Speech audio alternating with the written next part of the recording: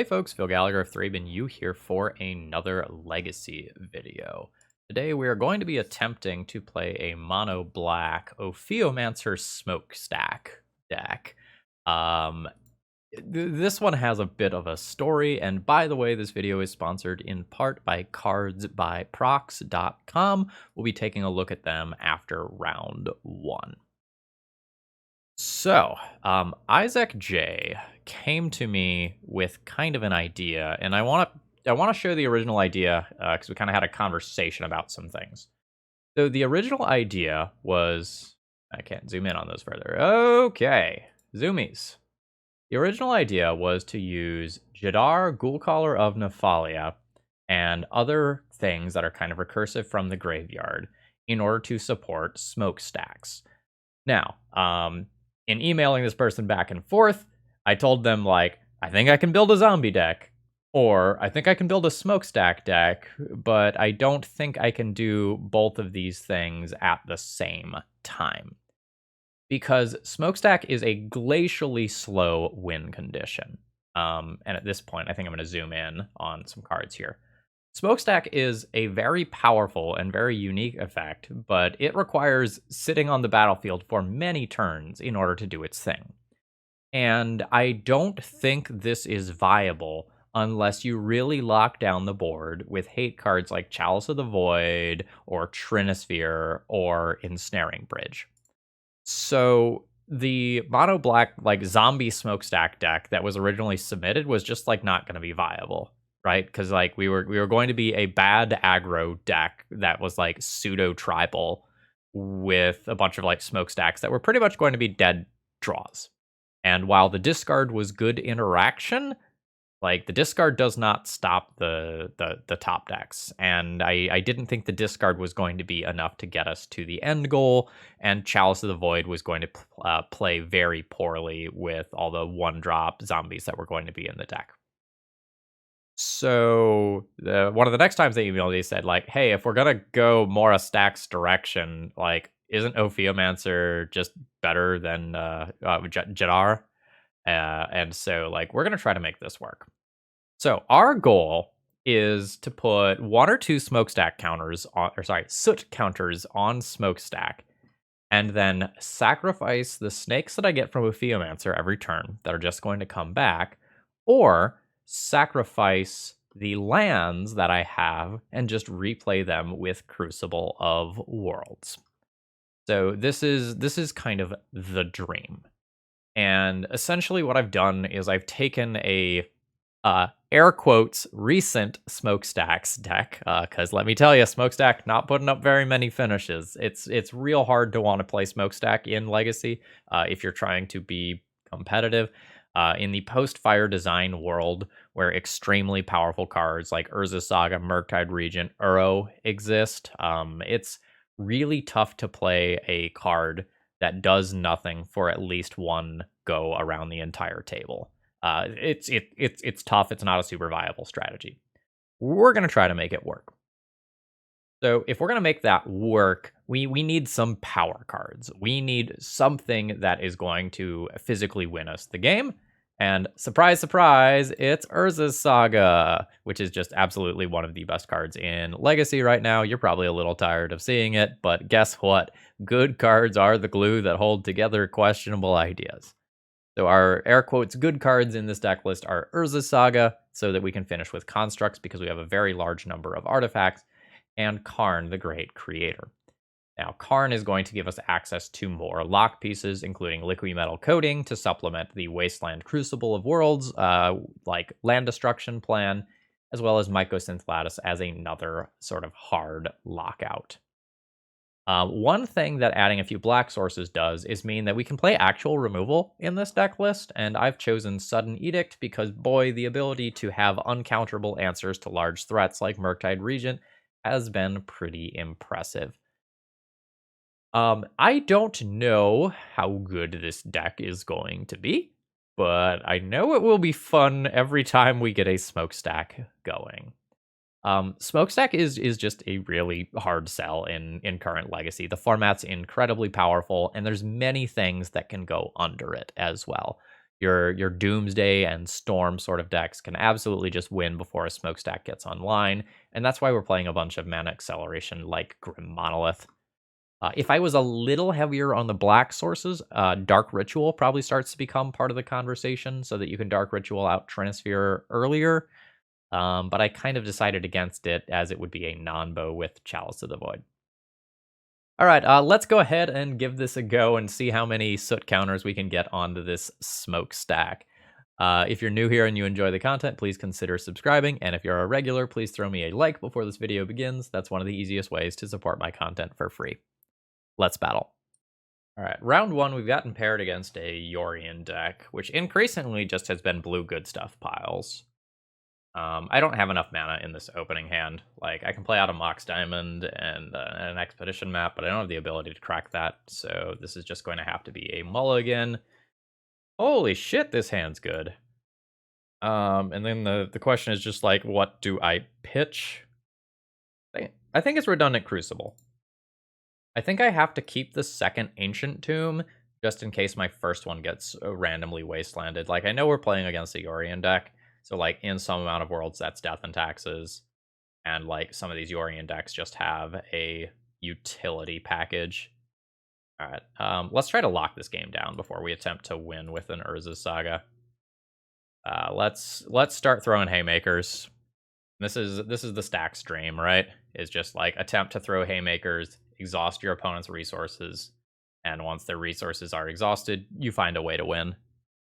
The real question will be whether or not I start deploying Urza's Saga as of like this turn. Feels like yes. Just like put my opponent to the test. This will be an opponent where a Smokestack would actually be really good against them if that were to resolve.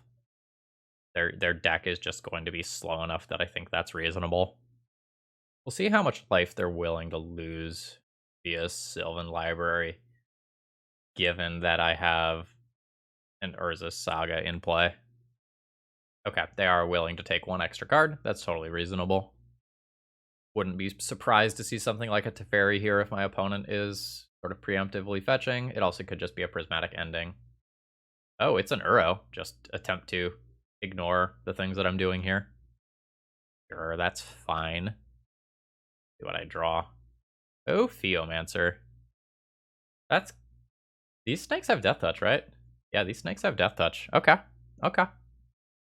Yeah, that's fine. I think I just make my constructs now rather than, like, resolve Crucible of Worlds, because my opponent's pretty likely to tap out for an Uro in the next 2 turn cycles at some point. Okay, opponent going deeper here. Okay, that's all they're doing for turn. So I will go ahead and attempt to make my construct here. Are you gonna, like, Nimble Obstructionist me or something crazy like that? No, they're just fetching around an opposition agent. That's reasonable. Go ahead and make another construct, and then do my searching. Mox Diamond's kind of cool here. Shadow Spear is also just kind of cool. Like, I am taking a lot of damage to my own cards here. Yeah, I might need this life. I think I will go ahead and go for the equip. It's a little bit of a blowout if my opponent just has Dress down and gets to kill both of these tokens while cantripping. Otherwise, it undoes almost all of the life loss that I've taken thus far. Okay, cool. Opponent goes to 6. They've surely got something to do end of turn. It is a Brainstorm. Trinisphere having a very real impact on the game. And my opponent has 1, 2, 3, 4, 5 cards in graveyard for Uro now. Do I just kill through Uro anyway, though? So, like, opponent's at 6 now. They can play Uro, go up to 9. I could play 2 more artifacts and just try to press my advantage further. I could also, like, play the Ophiomancer route and just try to make a bunch of snakes that fuck with Uro in combat. There's some problem. The opponent has tapped and untapped lands a few times. Okay, there is the Uro. This puts opponent up to 9, which means I probably don't kill them next turn. If I play 2 artifacts, I can safely attack in with my Shadow Speared Construct. I maybe am supposed to just, like, slow my roll a little bit, though. Like, I don't really care about that Uro attacking too much. I think I'm going to work towards my inevitability off of Urza Saga Construct tokens by doing this. This makes us a 6/6. I could attack with this turn, but my creatures are just going to be better than Uro in combat as of next turn. And then a little bit later, I can start thinking about Ophiomancer if the game just isn't directly over. Sure, that's fine. I could have a Rex Sage type card. Yeah, a Knight of Autumn, sure. Okay, that's going to get rid of the Crucible. That's fine. That combination is some shit, though. Okay. We'll see if opponent swings in. Okay, no, opponent doesn't feel like they can swing in. Wall. Yeah, that's pretty good. This resolves because Trinisphere is in play. I can greet it and play Ancient Tomb, but I don't think I need to rush to end this game. Like, I feel like I am on the right side of inevitability as of right now. It may not remain true for the future, but Recursive Urza Saga feels to me like it is beating Recursive Uro pretty considerably. Okay, that is an Uro attack. I will absolutely take that. I don't mind the damage here. Like, I'm scared of a, like, Terminus Supreme Verdict type situation more so than most other things. Alright, what do you got? A Life from the Loam. Okay. That's sort of a problem. I say sort of because, like, I have Crucible of Worlds, so, you know, only sort of. Alright. Alright. That's a nuisance. Palace of the Void. Not super great here. I probably need to attack with this Shadow Speared Construct this turn. And I probably need to hold the other one back. Alright, let's make a land drop and then do this. Alright, let's shut off cantrips by playing a Chalice of the Void. And gain 7 going to 14. Is really 12. It's still a safe number. And also just, like, play another Trinisphere and make these things hit harder. There's also a world where I play Ophiomancer to generate blockers.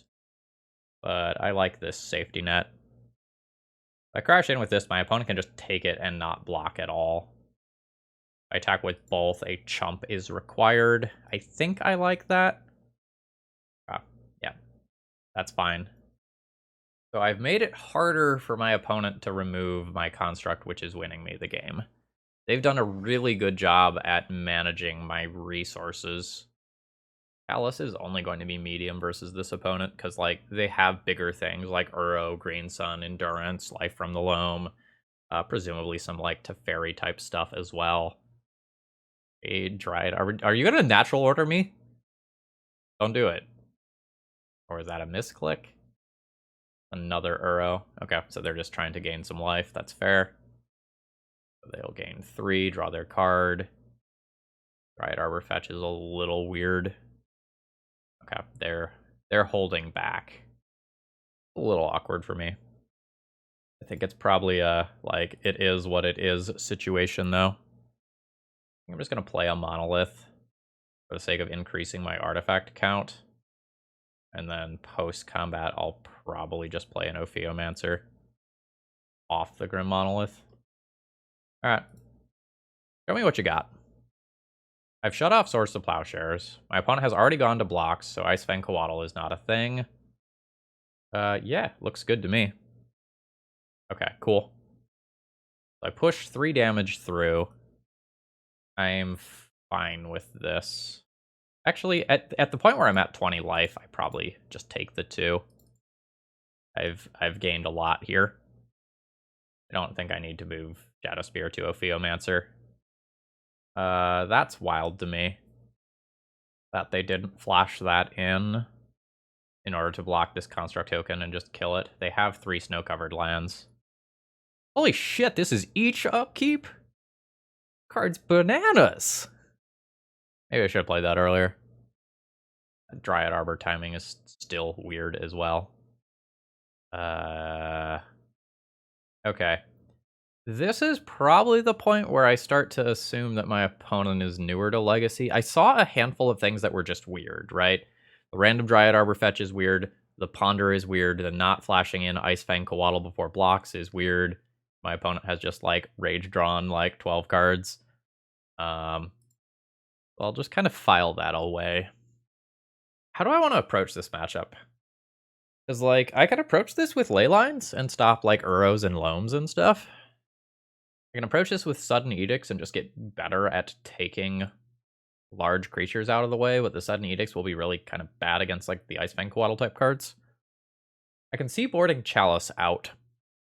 My opponent just has a bunch of things that it ignores. I think I still like Trinisphere. I also want the Caracas boarded in so that I can Expedition map for it. Let's go Chalices out. Let's get a Caracas in here over a Wasteland. My opponent has Life from the Loam, so, like, the stock in those goes down a little bit. Let's maybe board in the Grafdigger's Cage as an Urza Saga tutor target as well. I think I like that. And then it's a question of, like, how much more stuff do I go for if I'm not going to play Chalice of the Void for this game on the draw? Edicts are fine, Leylines are fine. I didn't really draw the Prison half of the deck that time. Edicts on the draw? I don't know, maybe it's the Leyline. And I go down one Smokestack or one Grim Monolith? Question mark, question mark, question mark. Like, the Smokestack becomes worse in the face of an opposing Life from the Loam? Or if I'm doing other things like Leyline to mitigate that, then, like, there's that. This hand is reasonable if I draw a land and unreasonable if I don't. I get 2 draws to hit that land. I have multiple Crucibles. I have a Bridge as a lock piece. I think this one is borderline, like, an Urza's Saga hand with an Ancient Tomb will just be significantly better than this hand, but I think this hand gets improved by, like, north of 20 draws by a pretty considerable amount, so I think this is fine. Alright, no shuffle on the Ponder. Hey, it's a City of Traders. If I play City of Traders on turn 1, I can attempt to start going for bullshit right now. I don't really think I want to do that, though. I think I just want to go Swamp Pass, and then next turn discard the City of Traders to Mox Diamond a huge portion of the time. Could be a really good Life from the Loam. The draw 2. Green Sun for Dryad Arbor. That's totally fine. Gotta do my own thing now. Oh, map is cool. Map represents Urza Saga with multiple Crucible of Worlds. I don't think I want to Karn immediately. Let's go this route. Pitch City of Traders. Play out the first Crucible of Worlds, which I expect to be a bait spell in one capacity or another. And then, like, next turn we can attempt to get back a Soul Land. And if this gets, like, eaten by a Prismatic Ending, it's kind of whatever. Okay, sure. This just gets white mana. This gets basic plains. Oh, nope, okay. Does the opponent have a Narset then? Knight of Autumn, absolutely. I have 2 of those for a reason. Take this chip damage here. Ooh, Opal. Opal's cool. They get to go 3 mana for new Crucible. Allows me to play City of Traders from my graveyard. Playing Mox Opal. Turns on Metalcraft. I now have 3 mana to work with, which can be Expedition Map and Crack for Urza Saga, or I can just, like, get Ensnaring Bridge going. It doesn't prevent damage this turn, but it's kind of annoying. Yeah. I think I'm going to go ahead and get that going and attempt to win this game via Karn, not via Urza Saga Construct tokens. Like, I can go down on cards pretty quickly here. That is a Yorion to hand. Absolutely, I'll take 3 damage. 1, 2, 3, 4, 5, 6 mana to work with. Are there any restrictions on this? is target artifact or enchantment. So I think go ahead and play out an expedition map. Go to 3 mana. Play a Trinisphere. Rack expedition map. Pick up Wasteland. Play Wasteland. Lose my city in process. But start taking out my opponent's attackers. And make it harder for my opponent to Yorion. Think this is okay? 4 mana. Alright, are you just going to Endurance me? Take out my Wasteland? Ramunap Excavator. That's sufficiently annoying. Okay. So Yorion can happen next turn. 1, 2, 3, 4, 1, 2 off City of Traders. So I can't Karn and then place something else beyond it. But I can next turn. I'm going to grab Wasteland this turn. And drop a second Ensnaring Bridge into play. I don't think I want to Wasteland my opponent again in the face of Ramunap. Opponent has good tools at their disposals for messing with my various like lock pieces and interaction. Ramunap in particular was a pain here. This is going to be Yorion, which will blink Knight of Autumn. I imagine junks my Crucible, but I could be wrong. Opponent just missed damage. Or no, I'm sorry, I have 1 in hand. I got to play out my other card. They did not miss damage. JK. Oh, they're going for the Trinisphere instead. Sure, that's reasonable. Another Ensnaring Bridge. 1, 2, 3, 4, 5, 6, 7. Cool. Checking my sideboard real quick. Yeah, there's some neat stuff there. Alright, let's attempt yet another Ensnaring Bridge. And then attempt a Karn, which does eat a Force of Negation. That's fine. We are currently doing the Stax thing of trying to make sure opponent can't reasonably win the game. And triple Ensnaring Bridge should do a pretty good job of that. Knight of the Reliquary.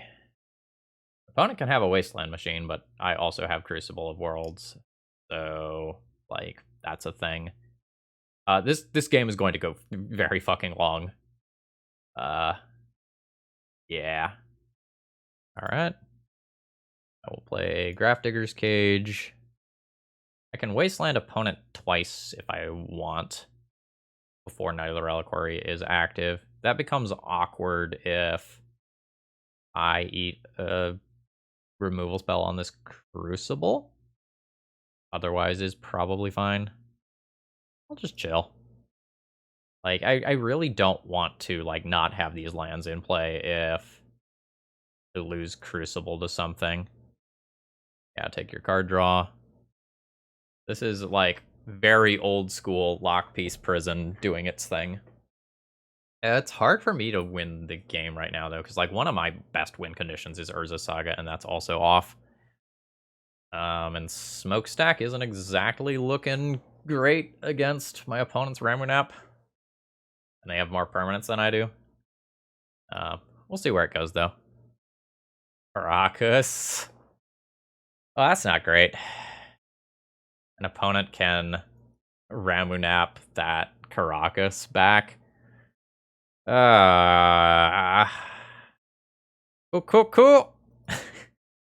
That's fine. It's just like a draw 2 and destroy my Crucible. That's, like, surprisingly annoying. Well, I guess I'm now happy. Oh, why are you going after the bridge and not my Crucible? I'm surprised. I don't think I beat this combination, and I think I value my clock enough that I just concede here. Like, I'm already down to 10 minutes on clock. Yeah, I very much feel like Chalice of the Void is not good after seeing all the, like, Green Sun-based options my opponent has, and I feel better about boarding in Leyline of the Void after seeing some of that other stuff. I don't think I'm going to change my boarding plan here. It's possible I do want the last Smokestack over 1 mana source. But my opponent's Green Sun are so good at fucking up my Smokestacks. Like, they just, like, take the lands that I'm replaying out of my graveyard with an Endurance, and then I'm in trouble. Or they Green Sun for Ramunap, and then I'm in trouble. This has no mana sources.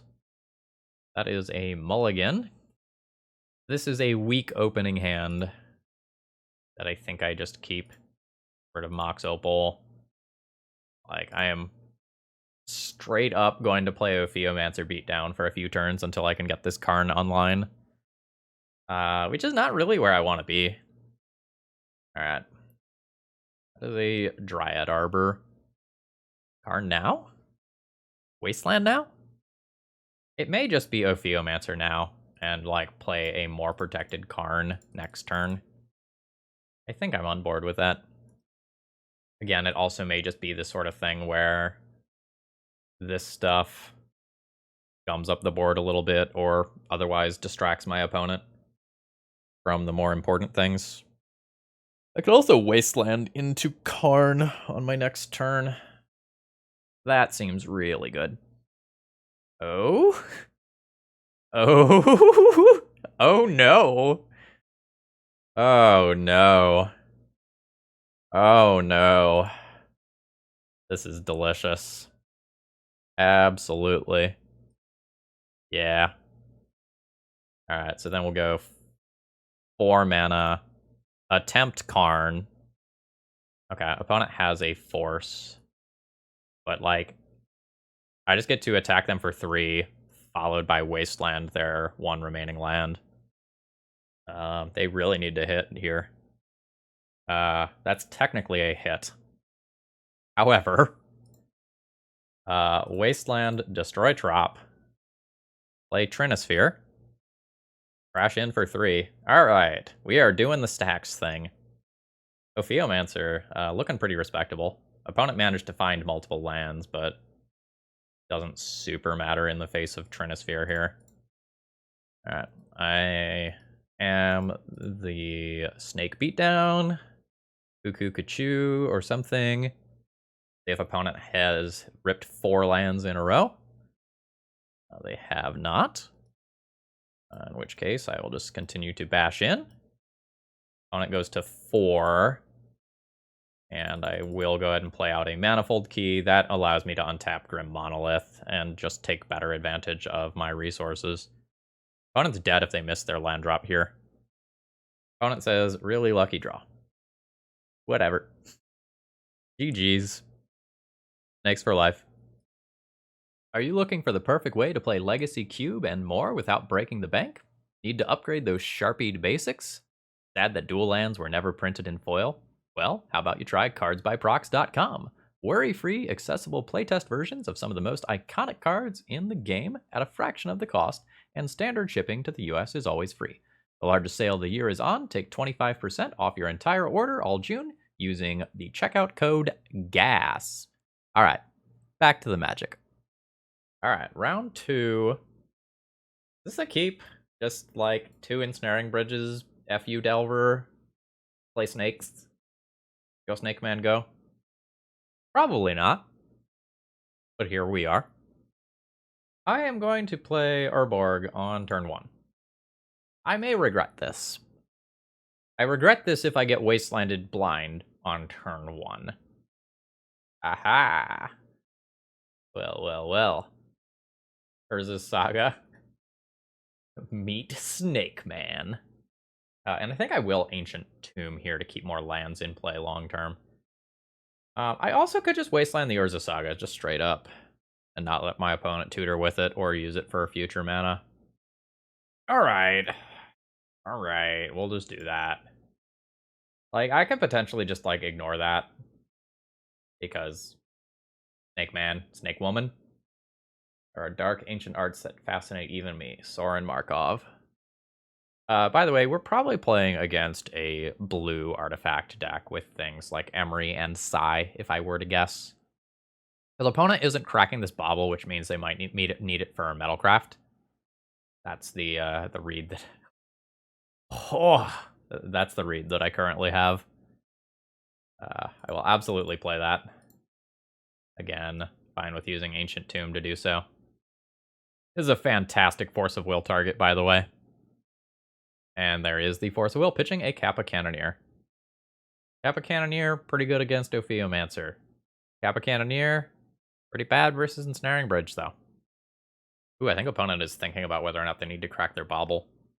They need an artifact count for the Thought Casts, Thought Monitors, and Kappa Cannoneers. They might need more resources than what they have available to them now. This decision is either insanely tough or my opponent has, like, disconnected or something.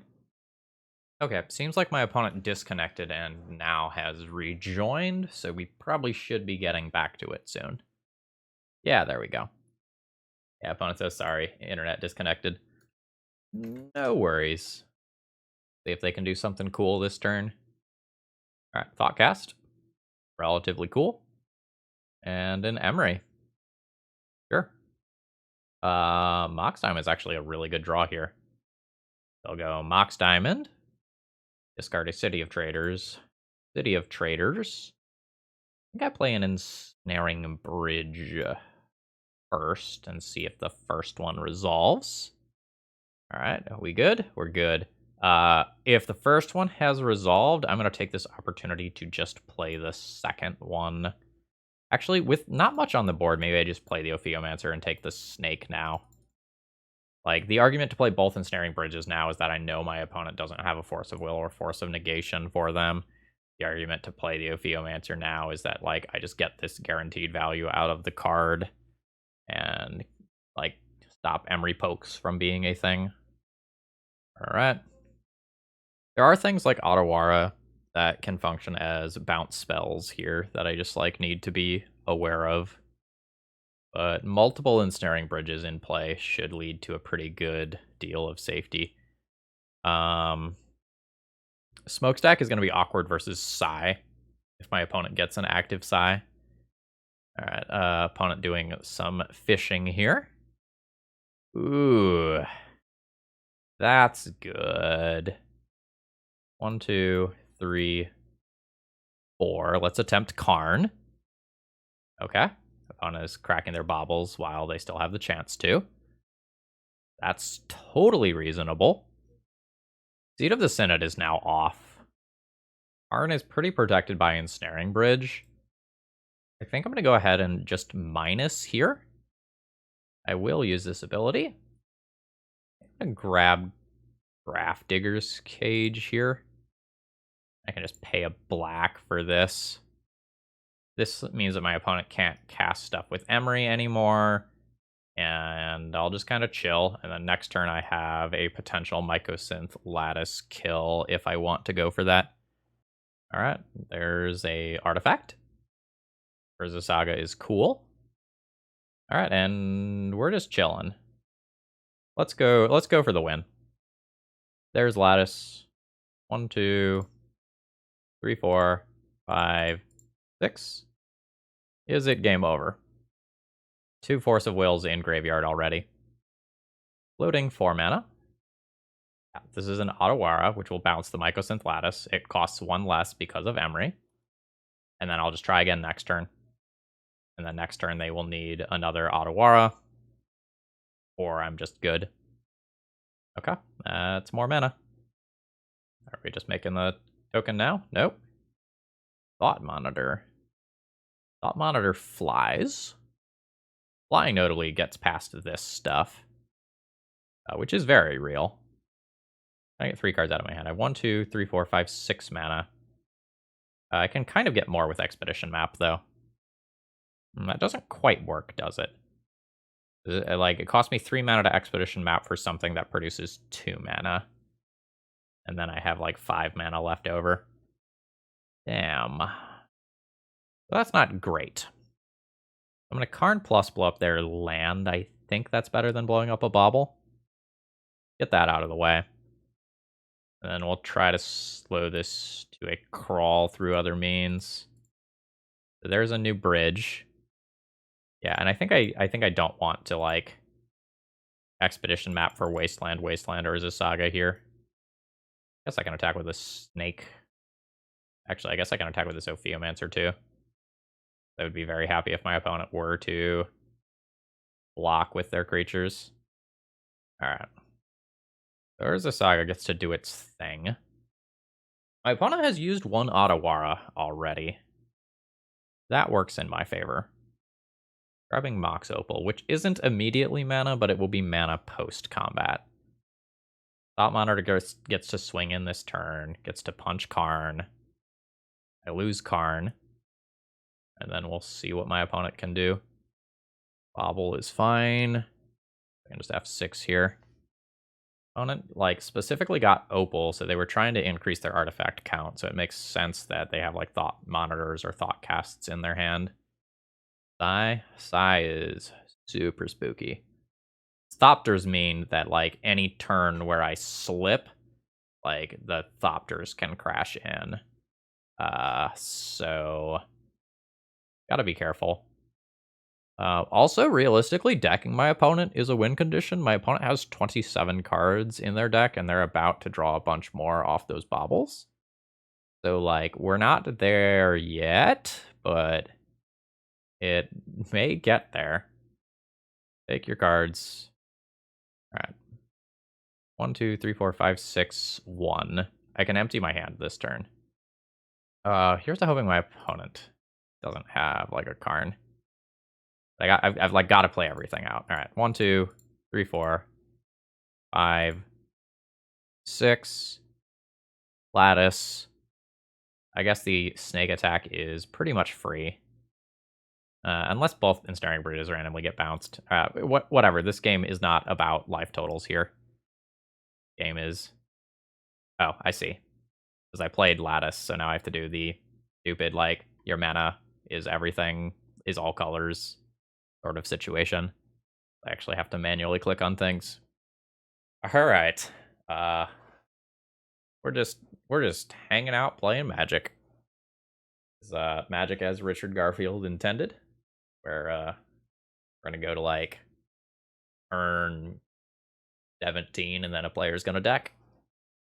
My opponent probably has 2 Otawaros, so their win condition might be like making it so that I can't cast spells. Okay, that's a lot. Is it Kappa? What is this? Chalice on 4. Yeah. I don't want to crack a map this turn because I need to play this. Alright, good stuff. And then on a turn where I can't actually... on a turn where I can't actually make a land drop, I will crack Expedition map. Probably just grabbing a swamp, honestly. Okay. My opponent is in. I am trying to draw cards with Sai territory. Understandable. Oh, neat. Since Emery... Since Mycosynth Lattice makes it so that everything's artifact, Sai becomes more interesting in terms of what you're allowed to sack with it. Alright. Alright, I have a Chalice of my own. What does my Chalice go on? Just 0? Feels like my Chalice probably goes on 0. Alright. And then I can go ahead and activate map and search up a new land to play. Just a swamp's probably fine, just for mana stability. Let's do that. Call it a turn. This is a fucked up game of Magic, folks. Okay. It feels like a Kappa Cannoneer is coming. But all right. Yield to Sai. Opponent's Kappa is going to get large. Yield to Kappa. And if these ensnaring bridges ever leave play, oh, it's not good. Yeah, I will very much die to Kappas if my opponent can ever get my stuff out of play. Alright. Right. Make my Urza Saga Construct token. Alright. I am fine with making another token. Go ahead and do that. I guess pick up a Shadow Spear. Helps if things get weird. 1, 2, 3.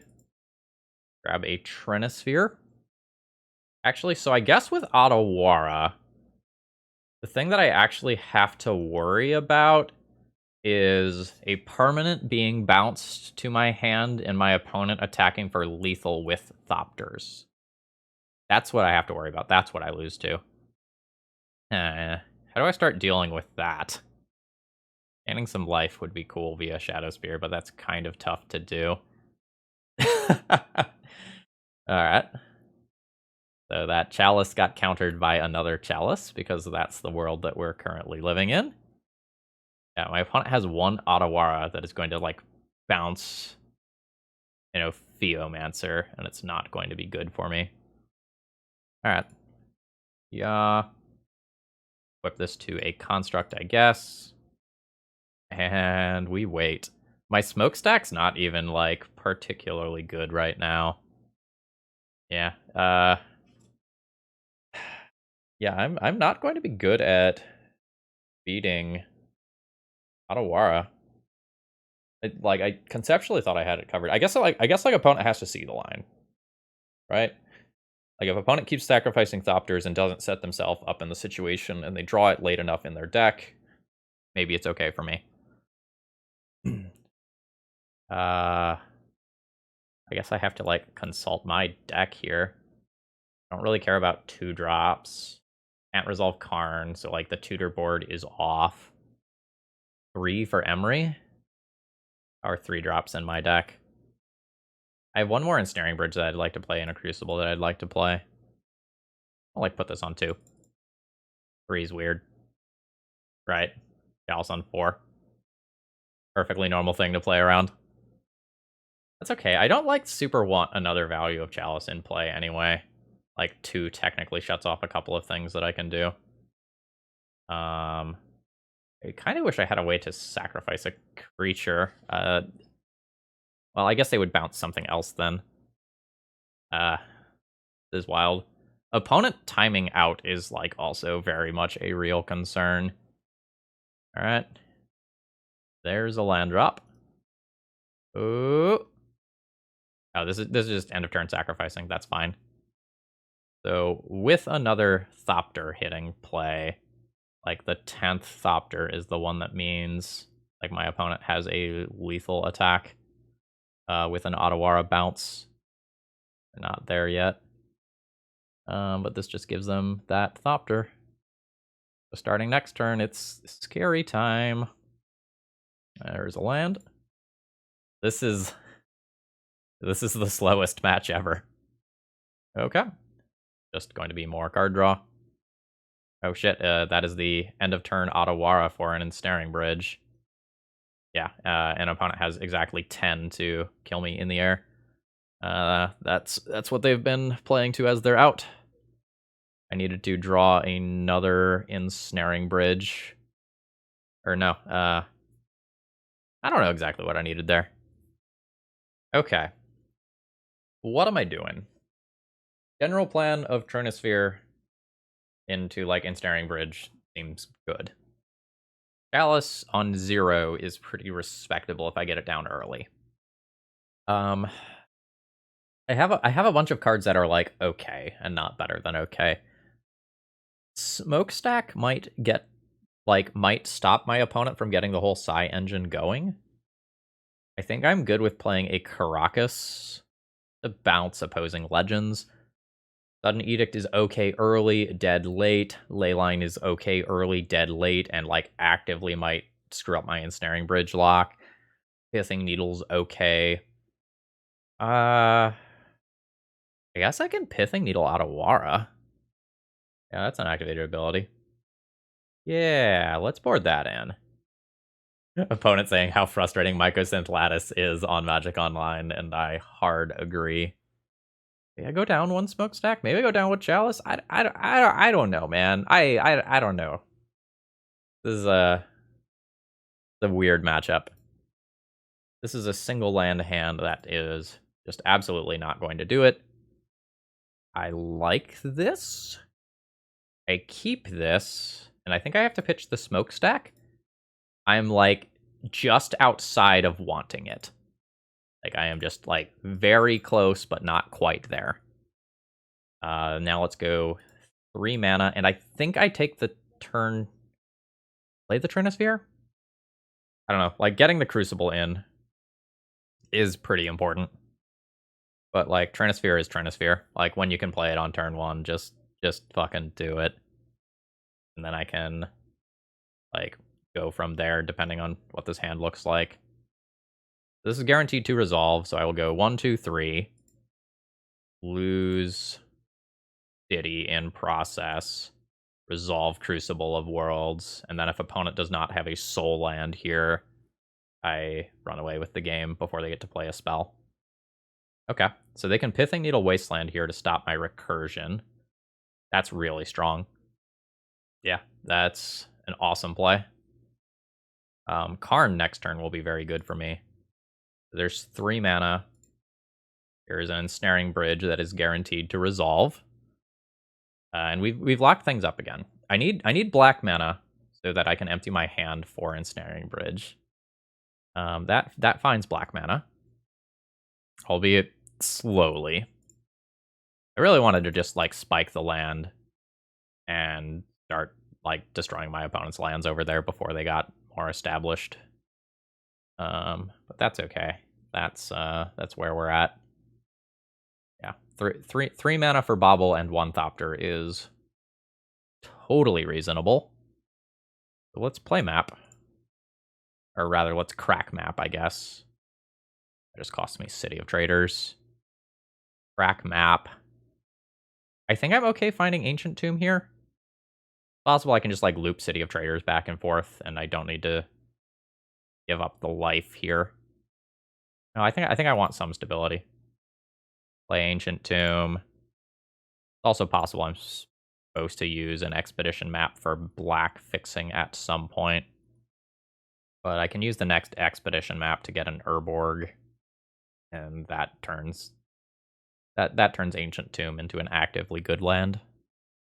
There's some tapping and untapping of stuff going on. Okay, it's just Bobble.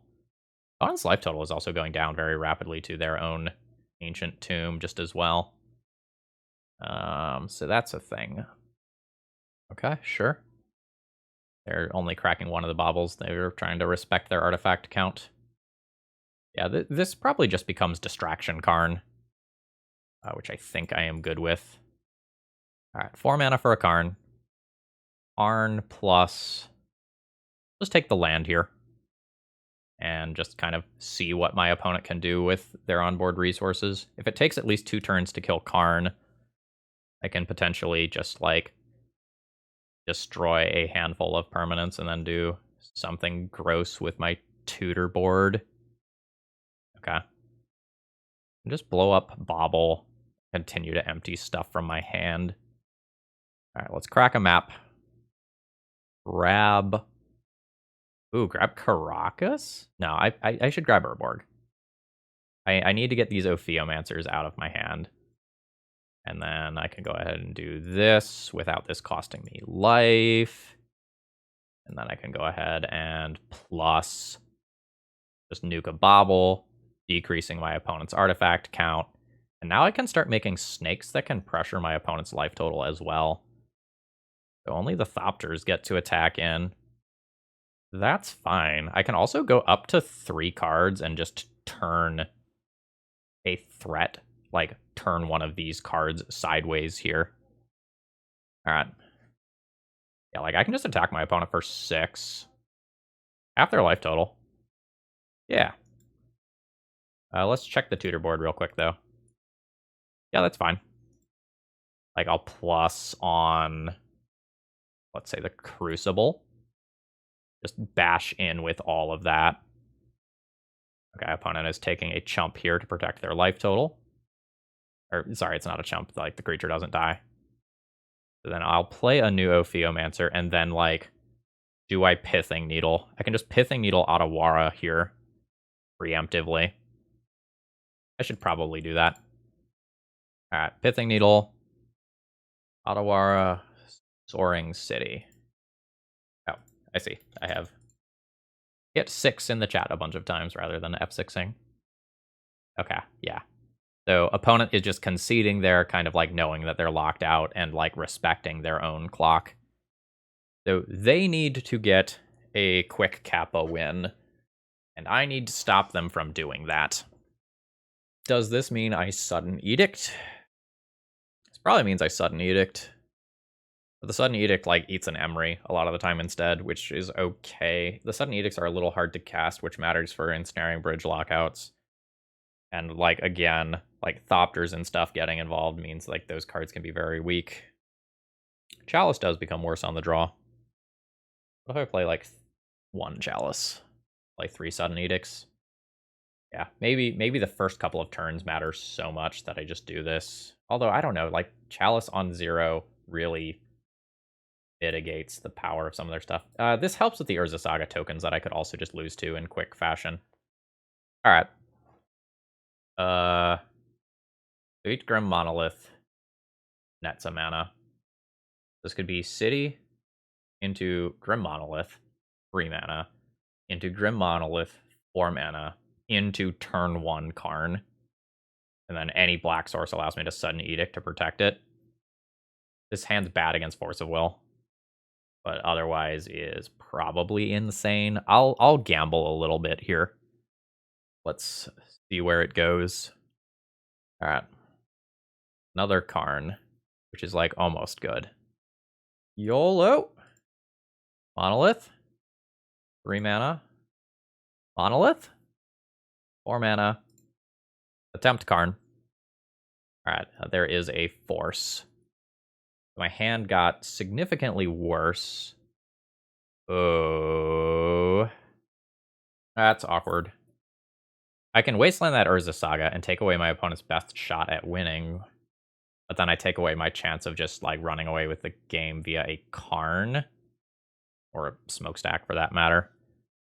So I think I just have to let this land go, begrudgingly, and we'll see where this hand goes.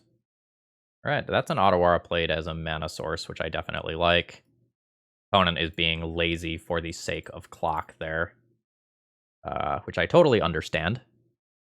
They really just have to respect their clock. I need any mana source here to drop a Karn. Nice. Alright. I lose my city. I have 4 mana for Karn, which shuts this off as a mana source.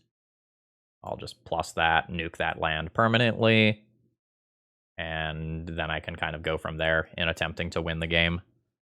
Opponent can Pithing Needle Karn, which is happening. And then I'll look to rip any mana source to make Urza Saga Construct tokens and try to run away with them. Ooh, another Urza Saga from opponent. That's really good. They can follow it up with something like a Sigh on 3 mana. That would be very strong for them. Okay, I drew Ensnaring Bridge, which is not what I want on this hand. I can't activate this.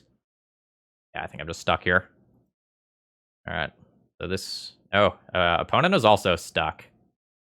All right, flow to mana. Mox Opal? Mox Opal. All right. Mox Diamond, Mox Opal, and then we try to set up an Ensnaring Bridge lock and just make it so that my opponent can't reasonably win in time. I guess I also have to figure out a way to win, huh? Alright, well. I guess my way to win is Smokestack with a bunch of counters. Alright, there's a new Karn. Oh, I can't actually play that one now. I lost a land. Okay. I think opponent's actually in the better spot here. That's a Kappa Cannoneer. Actually, Kappa Cannoneer is not super relevant. While Ensnaring Bridge is in play. And I am hoping to have multiple of those as a safety net. Alright, there's another one. And I'm going to remove this stop in my opponent's upkeep. I do not need that right now. Thought Monitor might get real attacks in. That's a real Magic the Gathering card right now. Alright. Oh, that's another Otawara just being played as a land. Alright, so opponent is going in on this, like, Thought Monitor, hope it can attack enough times to be relevant plan. Play map. 2 mana, crack map. Just going to get a land that produces 2 mana. Grab an Ancient Tomb, call it a turn. My Karn gets hit for 4 here. Fuck! Hercule's Recall. I think my opponent needed to wait a turn on that. I think if they, like, wait another turn or two, just, like, get capital lethal, that card just, like, absolutely beats me on its own. We'll see, though. That might be good enough if they have, like, a Force of Will or something to help it on the way back down. Was not necessarily expecting Hercules. Like, I thought I was going to be good once I saw a double Otawara in play. Alright, float mana. Figure out what I'm going to do with stuff later. Expedition map represents more mana later. Mox Diamond doesn't really represent mana now. Yeah. Actually, Manifold Key is really good. Alright. 2 mana. Grim Monolith. Which got Force of Willed. There's a Mox Opal. I need a land for Mox Diamond. Am I just going to die? 8, 9, 10, 11, 12, 13 showing. Not technically dead. Not in good shape. Yeah. I think I'm dead to opponent playing an artifact. Like, opponent needs to have 5 non-artifact cards in hand. No, they actually just have Emry. Yeah, maybe their Hercule's Recall in that spot was good enough. Yeah. 10, 11, 12, 13, 14 damage. That'll do it. GG's. Yeah, I was 1 artifact short, and, like, you have to discard a land or you end up sacrificing Mox Diamond, so, like, that doesn't work. If I had 1 more artifact to turn on Metalcraft, I get there. Yeah, GG's. Just came up just a little short there. I maybe should have mulliganed my hand, but, like, the hand that can turn 1 card against, like, a deck that has a bunch of mana that looks like this is pretty reasonable. Alright, I have no mana sources in this opening hand. This has to be a mulligan. This is 1 mana source that doesn't get me to where I need to go. This has to be a mulligan. Wow. Wasteland X... No. Mox Diamond, discard Wasteland. Mox, Opal, tap, Mox, thingy, play Expedition map. Question mark, question mark, question mark, profit? Okay. A Karn and probably an Ophiomancer need to go here. I am very unhappy with this hand. Like, I just end up in some very awkward places in the worlds where my opponent just, like, prismatic endings this Expedition map. Or my opponent can F6 through their turn. Please don't, like, discard a Grizzlebrand here. Like, please don't be like fucking Yori and Reanimator. Scrubland. Yeah, they just absolutely just F6 through their turn. I will slightly awkwardly crack an Expedition map, which takes me off of Metalcraft temporarily. And grab Urza Saga, and hope that Urza Saga can hold together the rest of this hand. Alright. Please don't prismatic ending my Mox Diamond. Fuck. Draw Ancient Tomb. Skillfully. Very skillfully. Fuck. Alright. Okay, we're probably going to lose despite the fact that my opponent missed a land drop and discarded a card. That is what it is. Like, it was a rough opening hand to start with. Okay, Yorian Vial, so probably Esper Vial, multiple Vials, or Vialses, from Monolith. Okay.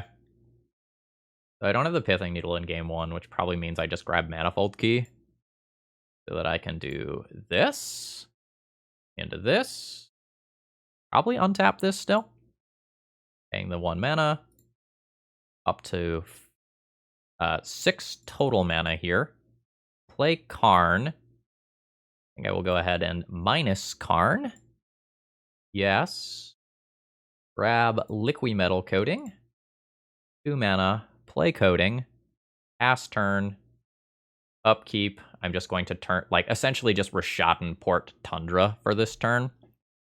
So Liquimetal Coating turns this into an artifact, and the artifact's activated abilities can't be activated. So this is going to let me dodge a sorcery speed prismatic ending. I don't mind the vials ticking up, like given this world. Alright, opponent's got something to do. I wonder if... Okay, there is another source. So, like, opponent could Prismatic Ending. Oh, wow, a Stoneforge Mystic, sure. Grabbing a Cauldron. So if I play a Swamp, use that Swamp to untap Grim Monolith, I have 5 mana. Isn't quite enough for me to do what I want to do. I can just get an Ensnaring Bridge. I can get a Pithing Needle and just Pithing Needle Stoneforge Mystic. Let this Karn go. I don't know, like, dropping those things isn't great. So I always play Swamp. I think I do need to go ahead and minus this. Grab an Ensnaring Bridge. Go ahead and Liquid Metal Coating. This under... Okay, opponent didn't float mana. I expected them to float mana. I wanted them to, like, go to a different phase. Didn't happen. Didn't need to.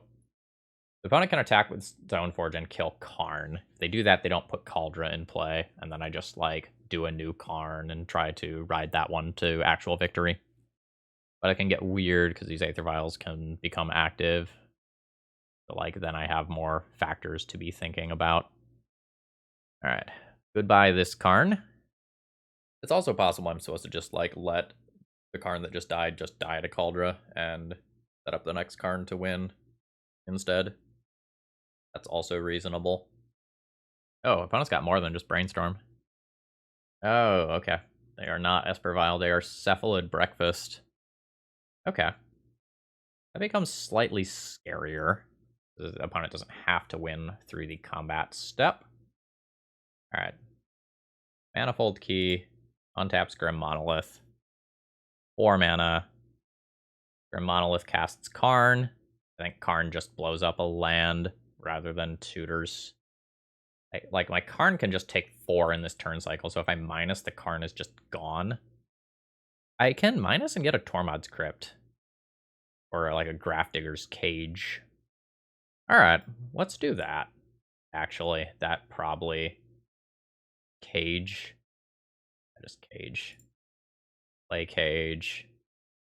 Let Karn die, and then just, like, hope that I can do some, like, Crucible Wasteland stuff, kind of stick my opponent on resources, and avoid dying to the combo in the meantime. Opponent will have access to stuff like Prismatic Ending. Let's push out and port a Tundra here. Anyway, opponent will have resources that can take, like, Grafdigger's Cage and Ensnaring Bridge out of play.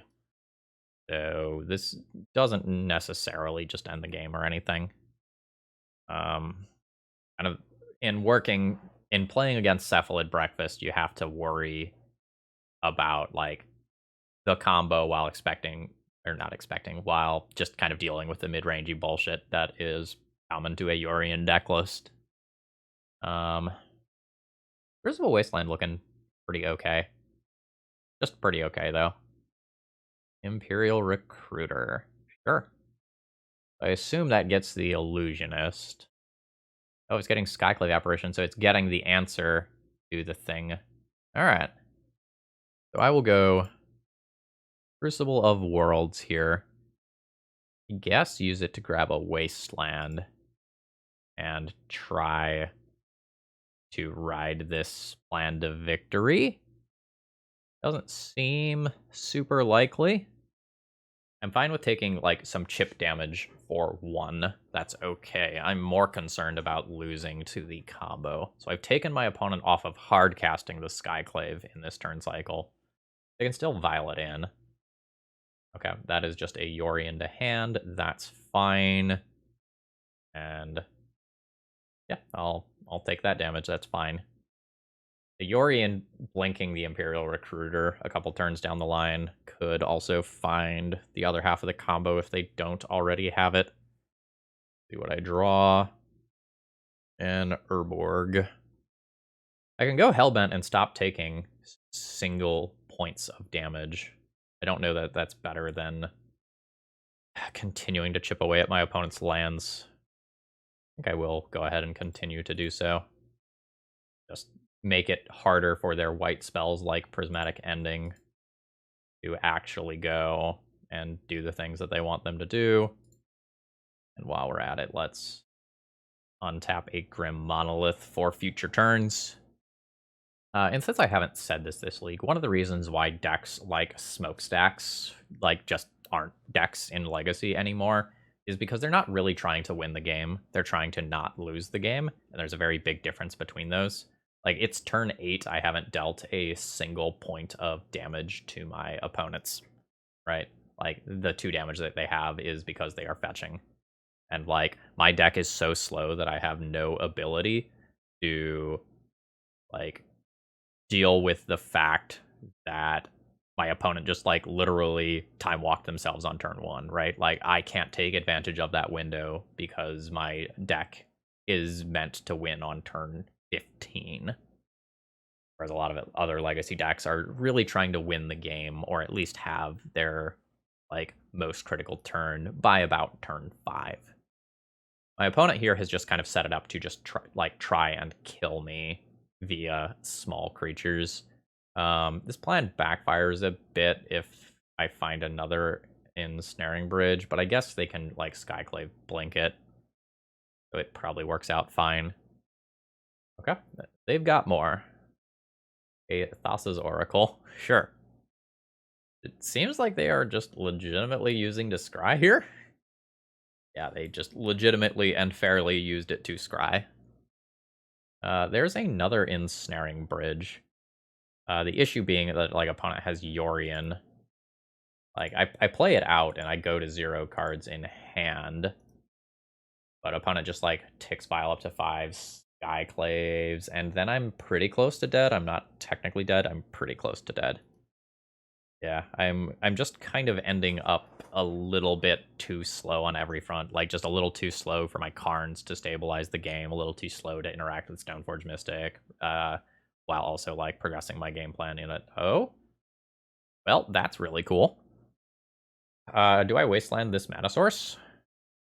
Probably Wasteland that mana source and then play Ensnaring Bridge, just in case there's some sort of, like, Spell Pierce type effect or Brainstorm that I can force the decision on right now. Go ahead and do that. Goodbye, Volk. Alright. Here's an Ensnaring Bridge, number 2. Cool. Alright. So here's the Yorion. Did my opponent do that with poor timing?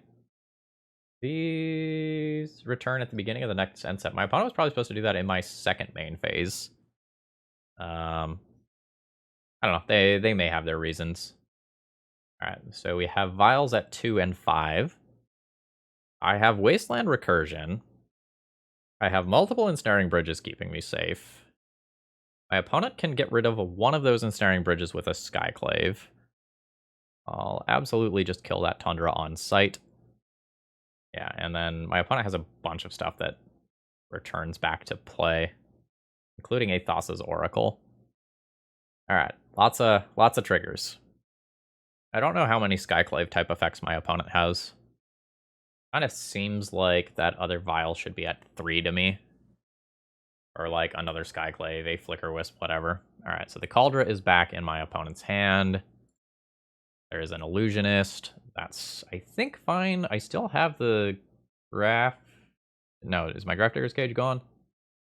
That ended up getting exiled by Skyclave. That's what happened there.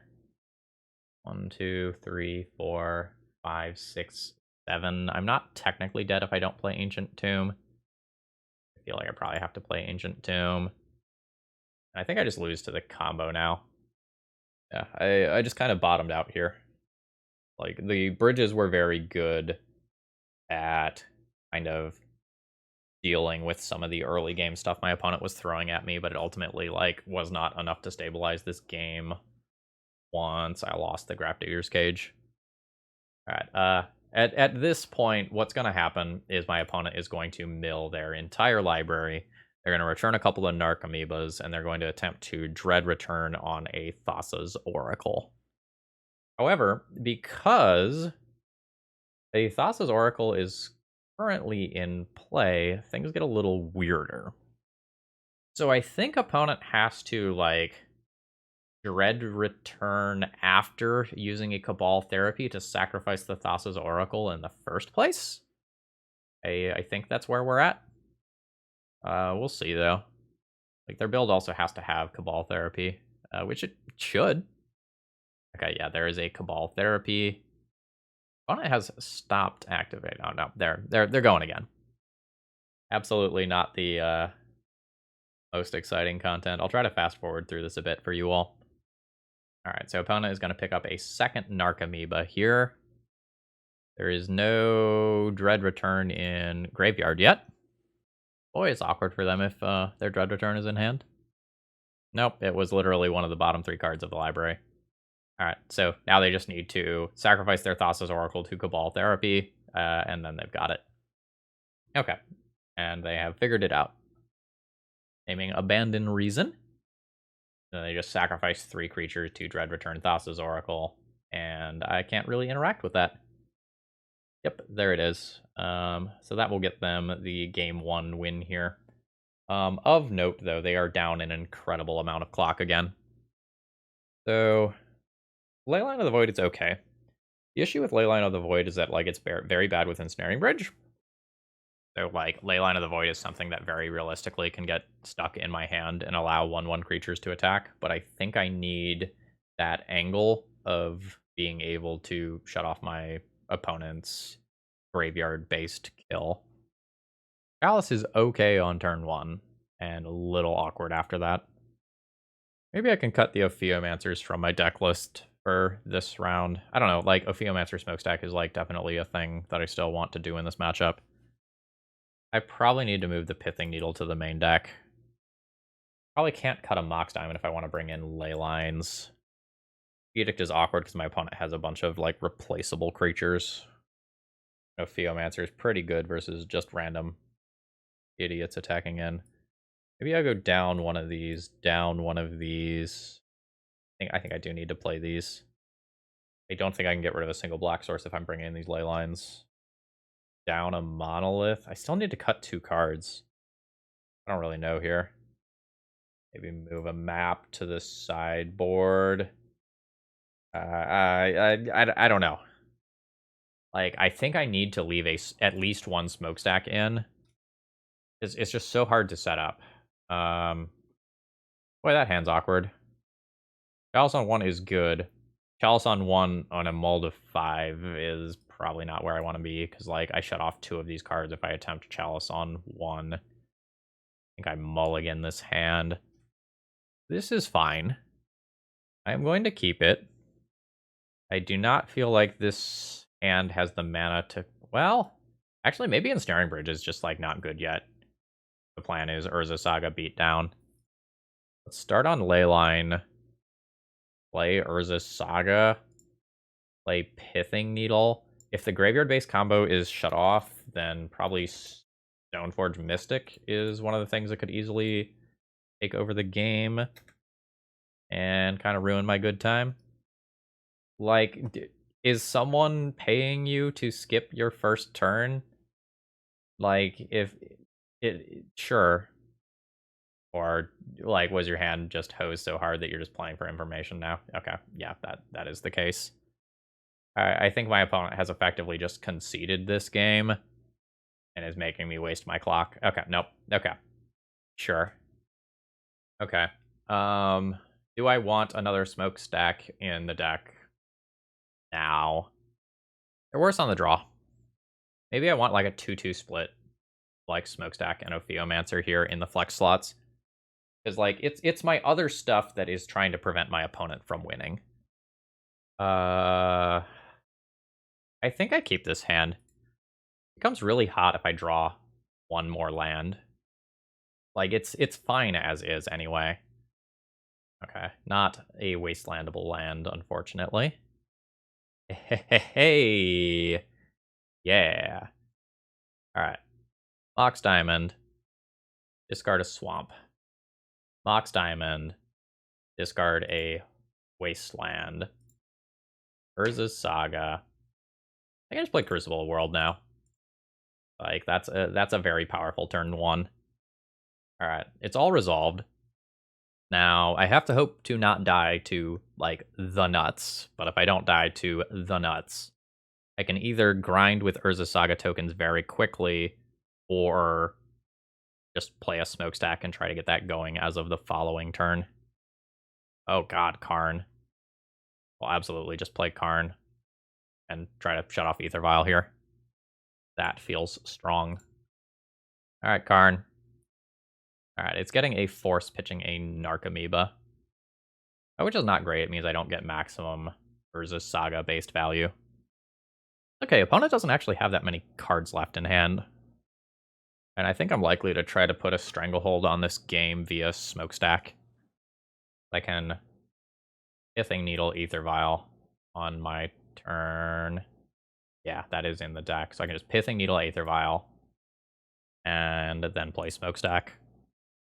Like, I just have the ability to recur my lands already, so, like, the Smokestack is good to go. Kind of see where this goes. Alright. Float mana. On not reacting at all. I will Pithing Needle, Aether Vial. Like so. We'll go ahead and redeploy another land. I don't have to pick my land drop until after I cast Smokestack. I can also play Grim Monolith first if I want. I don't think I want. If my opponent plays Daze, I want to play out another land. I think I'm going to play Swamp and attempt to resolve Smokestack while leaving up Wasteland. Okay, we've gotten a response. It's a basic island. Alright, we are getting the Brainstorm out of it. Is it resolving? Opponent has 3 cards left. And I think I'll just increase my permanent count here. I don't care if this card gets dazed. Alright, so my Smokestack currently doesn't do anything. It will start doing things as of my opponent's next upkeep. So I need to dodge my opponent playing out the entire combo from hand, essentially. Also, this upkeep stop probably needs to come back just in case. Alright, there's a land drop. My opponent has enough mana where I can die in a single turn. Prismatic Ending on Pithing Needle. The Vial is now active. We'll see what the follow-up play here is. Alright, they've got mana. Have like a Skyclave. A Recruiter, sure. Alright, Recruiter gets Nomad's in core. So I can technically die if their last card is also Cephalid Illusionist. Yep. Alright. I'm not going to make them click through it here. They can do it within 8 minutes. GG's. And this is the problem with Smokestack, right? Like, it is a card that requires... It's a 4-mana card that requires you to have, like, another turn and a half in order to be good. Alright. I have a very reasonable Urza Saga-based opening hand that also has the Ophiomancer Smokestacks combo. So this is going to be a keep. There are worlds where I'm not going to play Urza Saga on turn 1. Opponent is going to 5. I don't really have any anti-combo stuff in hand for if my opponent is doing something degenerate. Yeah, opponent said they were a big fan. And then, at least they didn't, like, moon me, I guess. Ooh. That gives me black mana. Yeah, this is gonna work out pretty well. Alright. So let's Mox Diamond. I think discarding Urza Saga, because if I get Blood Moon, this is my worst land. And I can recur all the lands later. Discard Urza Saga. I think I'll just Ancient Tomb into immediate Ophiomancer. Alright. So, Ophiomancer's time to shine is here. Alright. Yeah, this is why I discarded Urza Saga, by the way. Alright, so Ophiomancer is each upkeep, so I can go ahead and block here, and then trade with this one, and then make a new one on my own upkeep. It's a shame. I think I'm okay, though. I will just play a land, play a Grim Monolith, and what is this, round 3, round 4? In round 4, we are potentially actually going to see Smokestack do Smokestack's thing. Which is cool. I was really hoping not to make it through the entire video without putting a single counter on Smokestack and having someone sacrifice a permanent, because I believe that's what happened last time I played Smokestack. And, like, I also have Crucible of Worlds as, like, a backup plan for, like, driving up the smokestack to a higher number if I need to. Okay, that's Bone Crusher Giant on Ophiomancer. So opponent will just attack with their Goblin token. I trade with that. Opponent has to sacrifice a real card if I make this trade here. But it comes at the cost of Goblin Rabblemaster being able to attack. I think I want my opponent to sacrifice a real card here. I think I'll take the trade. Alright. So the Soot counter one will have to go on bottom. That I resolve the sacrifice one first before it matters. And we'll absolutely put a Soot counter on this. Another Smokestack. Don't think I'm game for another one of those. Not right now, anyway. So this will be Crucible of Worlds, and then if my opponent were to sacrifice Blood Moon, I can wasteland their Ancient Tomb in their upkeep still. So let's see what they sacrifice. Alright, they junk their Chrome Mox. So I take a decent amount of damage here. And then I can attempt to do cool things via Smokestack. Oh no. Bonus thingies. Alright, let's resolve this trigger first. I probably just sacrifice one of my lands here. Then I think I need to probably tick this up. I'm in a scary situation. Alright. Up you go, Smokestack. Urza Saga not great with those Blood Moons around. I am going to play a second Smokestack with the intention of probably sacrificing the Smokestack in this turn cycle. So Goblin token goes the first time. Goblin token land. Oh, opponent is getting rid of Blood Moon. That means my Urza Sagas are on. I'm pretty okay with that. Yeah. Alright. Soot counter one goes on bottom. Soot counter one goes on bottom. Opponent has 4 permanents. So I need to tick both up. I need to keep both Smokestacks around. Slightly awkward. I'll sacrifice, like, Monolith City here. And then I tick both up. Okay. I need to sacrifice 4 permanents next turn. These will be some of the permanents that I sacrifice. So I sacrifice 1, 2, and something like 3, 4. I'm fine with playing Mox Diamond, discard an Urza Saga, play an Urza Saga. Alright. Smokestacks, you finally did something. So the second trigger will then kill Bone Crusher Giant. And then I take some decently sized losses. Alright. The counter ones go here. Sacrifice 3 permanents. 1, 2. Wasteland is fine. I can replay that via Crucible. I need to sacrifice 1 more permanent. That can be Ancient Tomb. Alright. No more counters on Smokestack. So yeah, okay, opponent is just conceding 2 large Urza Saga tokens at this point. So I produce an Urza Saga token, then I produce another Urza Saga token, and then just get Shadowspear equip on my next turn. Whew. Alright. We did it. We actually killed something with a Smokestack. Okay. So Sudden Edict. Very good or very bad, depending on timing. I probably can't play it. But Chalice of the Void is exceptionally bad. Like, Chalice needs to come out of the deck. So there's that. Karn's slow. Pithing Needle's inconsistently good. Depends on how many Planeswalkers my opponent is playing. I'm probably going to put it in the deck since I have 4 slots to fill. I can fill it with Pithing Needle and 3 Sudden Edicts. Sudden Edicts will be nice against like Magus of the Moon and Bone Crusher Giant, but bad against things that make goblins.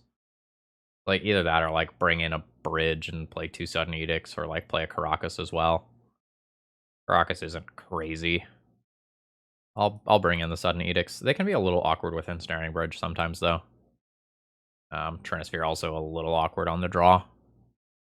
This is turn 1 Ophiomancer or Ensnaring Bridge off Grim Monolith. This is probably going to be good enough to keep. We'll just kind of see what my opponent does on their turn 1. Nothing? Nothing is cool. I can turn 1 Karn. Straight up. Where do I go with that, though? That's my question.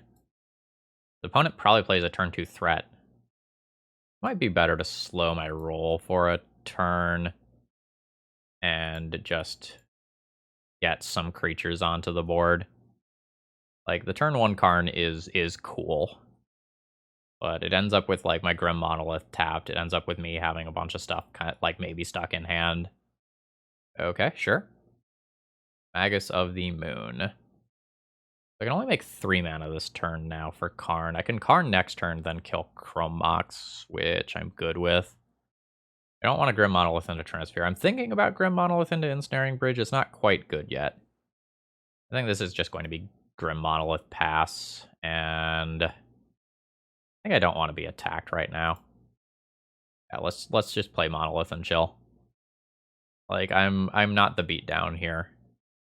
I have to switch to being the beatdown if my opponent plays Chandra Torch of Defiance here. Okay, Stomp is totally fine. That's half a card, right? Like, I still have a Death Touch token out of this. Yeah. An opponent probably wisely not attacking. Ooh. If I Sudden Edict my opponent and I turn Ancient Tomb on, I can Sudden Edict and Karn. Getting these cards out of my hand is probably good in most worlds. Yeah. Sudden Edict you. Turn Ancient Tomb back into Ancient Tomb. Play Karn. We'll just Karn plus blowing up the Chrome Mox here. Just keep my loyalty high. And then I think I'm just going to hold this Snake token back in case my opponent plays like a Goblin Rabblemaster type card that has haste. And I want to end up preserving Karn's loyalty. I'm working towards like a Karn Ensnaring Bridge, like sort of lockout. Yep, and 100% since I have another Ophiomancer, I am good with just making this block. Alright, my opponent had to run and get their doorbell, no big deal. We'll go ahead and make this trade here with the intention of playing out Ophiomancer. Do I have any random, like, mana? Hey, random mana. I like that. Yeah, I actually like that quite a bit. Alright, so Manifold Key. Use 1 floating mana here. Oh my god, that was a really bad misclick. Obviously meant to click on Grim Monolith. Okay. Cool. Pretty big fuck up, because now I don't have Ophiomancer, so now Legion Warboss gets to attack in. Yeah. That's a really bad mistake. Okay. That probably punts this game away. I'm just gonna plus and keep Karn's loyalty high. Alright. Now it's, like, harder to get Ensnaring Bridge to Hellbent status. Alright, it happens. See how bad this is? Bad. Bad is the answer. We'll see if I can recover it. A lot of this depends on whether or not they, like, expend resources trying to kill my Karn. Alright. They are. My Karn takes a lot here, but does not actually die. Which matters. Okay. I think I'm alright. Land drop. 2, 4, 5. More than 5. Untap. Grim Monolith. Paying a mana. 3 mana. Gets me Ensnaring Bridge. I do have to tap Ancient Tomb here. This gets me Ophiomancer. All plus on nothing here. I don't want to open up my Ensnaring Bridge to red creature-based removal. My Ensnaring Bridge is just, like, super important to my survival here. My Karn stays alive for another turn as of right now. My opponent makes 2 1/1s that can attack and then can hit Karn for 1. And I really want to get a second Ensnaring Bridge in play as kind of protection. Fury's rough. Because Fury means that my Karn dies. So a single removal spell on Ensnaring Bridge now becomes good. Whereas I thought I had previously played around that. Oh? Oh, okay. So, untap a Grim Monolith. 3 mana Trinisphere. Unfortunately, do have to tap the Ancient Tomb again. 3 mana Trinisphere. Shouldn't have to take Ancient Tomb damage from here. Planeswalkers are scary. An opponent will accrue a lot of tokens. And we'll see where this goes. I would be in a much better situation if I didn't misclicked that artifact. But say Livy. Alright, so let's float mana. Untap the Grim Monolith just for the sake of doing it. Play a new City of Traders. And we chill. Opponent's got a Bone Crusher Giant hanging out in exile that they can play at some point. I can absolutely never play a Smokestack and actually put counters on it. That's just like not going to work. My opponent is creating so many goblins. Yeah. So we're trying to dodge Abrade and friends. Alright. Let's legend rule our, well, it's not really legend ruling, but you know. Goodbye City of Traders is the short version there. Okay, Magus of the Moon is mostly upside for me. It means I can't Urza's Saga, but it means Ancient Tomb doesn't hurt me anymore. I already have black mana. Alright. More black mana. Yeah, this is fine. This is fine. Honest Bone Crusher Giant probably comes down. Or no, they're just gonna leave it hanging out in exile in case I play a board wipe. That's reasonable. Cool. Just a couple Goblin Bros hanging out. There's Ophiomancer. Buckle up, folks. This is gonna like go to turn 20 or some shit. And I'll make a snake. And my opponent will make some goblins. Yep. Totally fine. There's a mountain. Target creature can't be blocked this turn. Manifold Key is my win condition. It's Manifold Key plus Snake Token. I shouldn't have played that land that quickly. Okay, but like now I figured out how I'm going to win, which is good, because little fuzzy on that part. Alright, 4 more goblins. I am really looking to draw more copies of Ensnaring Bridge. I want that safety. Okay, so target creature can't be blocked this turn on Snake Token. Death by 1,000 cuts. Opponent drops to 13. And then I make my land drop. And here's the hoping opponent doesn't find a Planeswalker. Take your goblins. They mean nothing to me. The board over there is getting a little wild, though. Alright, Urza Saga. Not exactly a good draw, but, you know, kind of whatever. Who would win? 10,000 goblins or one unstoppable snaky boy? Alright. Urza Saga goes directly to graveyard. That's how that card works with a Magus of Moon in play. Okay, what do you got? Legion Warboss. Straight up, I wonder at what point you stop playing out creatures because of the number of extra clicks it takes you to do stuff. Also, I wonder how many tokens my opponent can get before Magic Online just like is like, no, stop it. What are you doing?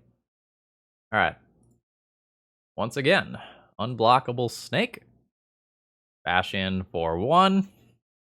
This is absolutely some Pox level shit right here. This is me in 2020 beating someone to death with something that's worse than Mishra's Factory as a win condition. Oh man, Magic Online is not fucking happy. It is just like not digging all of these tokens. Oh fuck, Fiery Confluence. Okay. You know, I think I'm legally obligated to allow my opponent to attack and see how much damage this is. Just a couple triggers.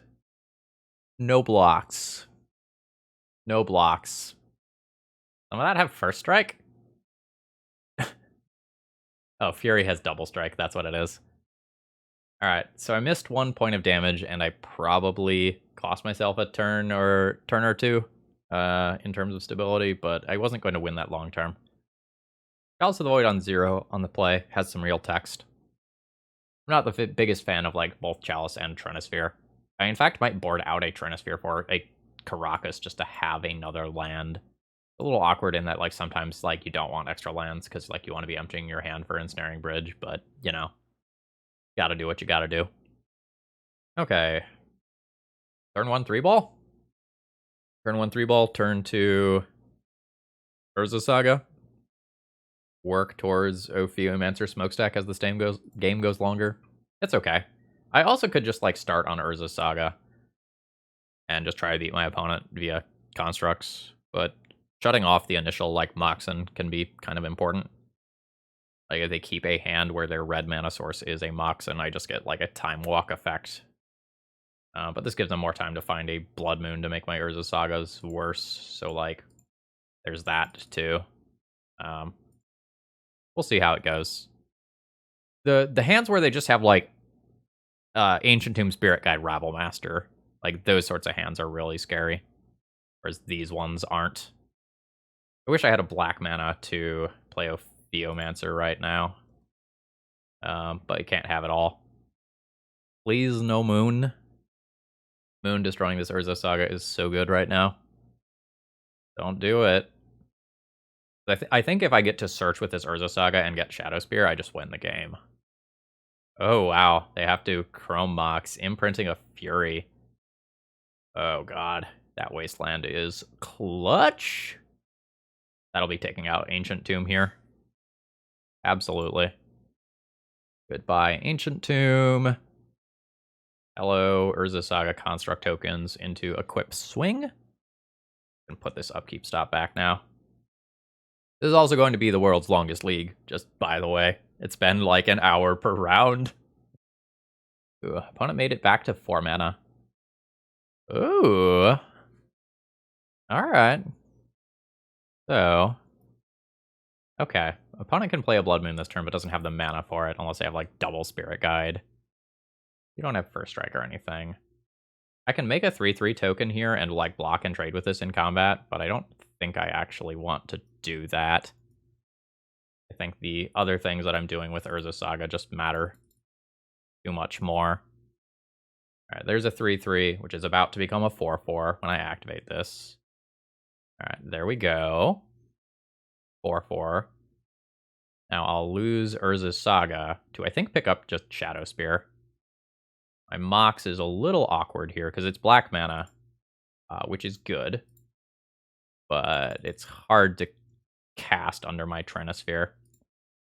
So Fiery Confluence is going to be the thing that beats me here. My opponent has that. I can't really stop it. Like, Smokestack is too slow. But Ophiomancer blowing up these 3 permanents, or maybe like 1, 2, 3, is very good. I don't care about Blood Moon effects at this point. They actively help me. Some Bone Crusher Giant type situations start getting pretty weird in terms of creature size. Alright, fuck, it's Fiery Confluence. Oh, not going for the things I thought we were going for. Do you have fucking Fury as the follow-up? Because that would be brutal. How big is this thing? 4/4. I guess I'm eating that damage. This is actually oddly going to help me. Unless there's like a Fury follow-up. Fury destroying... God damn it. Fury destroying both of those things is very brutal. Because now I have lost Metalcraft for Mox Opal. That's not good. I play Urza Saga. I probably don't need to play Opal yet. I don't need to show that to my opponent. But Lilia, like, is very large here. Yeah, Fiery Confluence into Fury was absolutely the ticket for my opponent. The Fiery Confluence on its own would have been pretty good, but like those two things together are just really setting me behind here. I go to 6, which means Lilia is lethal next turn. In theory, like on paper.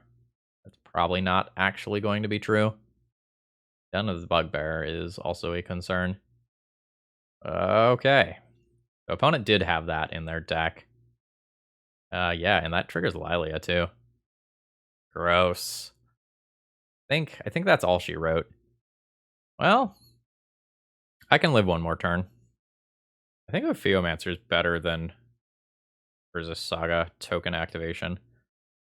Ophiomancer produces 2 bodies. Plays against a removal spell a little better. No, there's no world where I can activate Ancient Tomb. Alright. There's Ophiomancer. I can Pithing Needle the Chandra as of next turn. I don't want the Chandra to minus and kill Ophiomancer. If opponent just pluses and just takes the 2 damage, that's better for me. I'm going to be dead to so many things. I'm dead to Fiery Confluence. I'm dead to... Ooh, Magus is really good. So Magus of the Moon beats Urborg. Okay, they're just taking the damage though. Alright, Lilia gets bigger. Absolutely spiraling out of control. Oh, am I just dead on board to Den of the Bugbear, actually? Forgot about that. Or no, right? Because it makes a 1/1? Yeah. Okay. This is an X2. So I do have to block both of these or I die. What kind of menace do you? No. Alright. I will go to a mighty 1 life. And I have to do some dodging. I always have to make my token here. And I Pithing Needle, Foundra Torch of Defiance. I will play a Mox Opal to grow my creature. Play City of Traders. Black, 2, 1. I am playing Smokestack purely with the intention of it being an artifact that increases the size of my construct token. If I just die to direct damage. Yes, I do. Damn, I was so close to stabilizing that one, oddly. Not in a way that I really expected. GG's. Alright, final round. Opening hand has a turn 2 Chalice, no ability to activate this Urza Saga, no ability to, like, go and do this sort of stuff. I think this one's a pretty easy mulligan. This is a pretty easy keep, throwing back the second Smokestack. I think I'm just going to lead on Chalice of the Void here and try to establish an early lock piece. Okay, nice. That resolved. We'll see where this goes. Tropical Island. I will destroy it. Let's just kind of reset the game in my favor here. Okay. That's your plan to grow a Tarmogoyf for something? Like, respect, it works. Otherwise, fired that one off too quickly. Okay, there's another Delta. Ooh, I like Trinisphere. I like Trinisphere a lot. I think this is a play Mox Diamond, discard Ancient Tomb spot. Junk Tomb. Play Urza's Saga. And attempt a Trinisphere as a follow-up. Okay, it has resolved. Now here's to hoping my Urza Saga doesn't get wastelanded. That's about the only thing that I probably care about right now. Oh, okay. Yeah, that's good for me. I think I'll just ride this one out with the Urza Saga construct tokens rather than show my opponent more cards. Alright, so end step, make my tokens. There we go. These things are going to hit like an absolute truck. Nice, I've got some insurance for if we're playing against Show and Tell here. I like that. Become 5/5s. They're about to become 6/6s. This can just be Shadow Spear, I guess. I'll crash in for 6. Puts my opponent to 14. I awkwardly have 13 showing. But, like, that's not that awkward, because, like, Delta and Rainforest then become shut off with blah, blah, with a Trinisphere in play is effectively death. Yeah, so I will probably just not show opponent more cards here. And they probably shouldn't show me more cards. Like, this is probably a point where they should concede. Sure. I've already shown them Urza Saga. I don't care about playing this. Like, I can play a Smokestack and kill them this turn. Maybe that's correct, actually. No, if they're like a Storm deck or another combo deck, they probably can't win through this anyway. Let's not open that up to a counterspell. Yeah. The hit for 13, shutting off these fetch lands is good enough. That should more or less deterministically be a win. Also, you can't cast anything here unless you have something wild like a Simian Spirit Guide. So I don't really know where this is going. Sure. Chronosphere. Oh, Boseiju. Okay. Sure. I will use that ability. Fine with showing them a basic swamp. Opponent goes to 1. They can't fetch. Ensnaring Bridge probably doesn't matter here. We're probably playing against like a Storm deck. Chalice should still be really good after giving them no chance to sculpt. Alright, yep. See what you got. Ad Nausea isn't a thing. Black mana. Cabal Ritual with Threshold. Wishclaw Talisman is good. It's hard to speculate on opponents' lines from here, because whether or not, like, what they get is very dependent on what's in their hand currently. So, like, Cabal Ritual becomes attractive if they are low on mana. They have a Burning Wish package. Burning Wish for Pulverize can kill both of my constructs and buy them another turn. But then, like, Wishclaw Talisman happens again. Which means I have to deal with it like another Trinisphere. Now, I guess Pulverize requires mountains, right? So, like, that's not happening here. Alright. Let's see where they can go. Okay. It is a baby-sized tendrils to try and stay alive. Okay. And then a concession. Yeah. That only puts them to 11, which is still lethal on board. Okay. Cool. So we're playing against Storm, or like Ad Nauseam Tendrils, Ant, if you want to get a little more technical. So most of the stuff that I have in game 1 is going to be good here. I'm going to want Pithing Needle for Wishclaw Talisman. Grafter's Cage for Past in Flames is pretty reasonable. Tormod's Crypt is okay, but I might leave it in the board for Karn. Welding Jar is reasonable. Ley Lines are reasonable. I will probably start by boarding out all my copies of Ensnaring Bridge. The only situation in which they're good is where our opponent has like Ave, or Eve, however you're supposed to pronounce it. The like slime storm card, or like goblins, but the times where they goblins, it's pretty hard for me to empty my hand via Ensnaring Bridge fast enough for that to matter. Like, essentially, these games are going to come down to me casting one of these 12 cards. And I don't think the Ensnaring Bridges matter. In the games that are much slower, I can set up Karn. This is also probably a Smokestack game out, unfortunately. They're just, like, beyond too slow to matter. Page in, Needle in. These are acceptable cards, which are okay Karn targets as well. I can just largely treat Karn as a win condition on its own, though. Like, it doesn't need to be much better from there.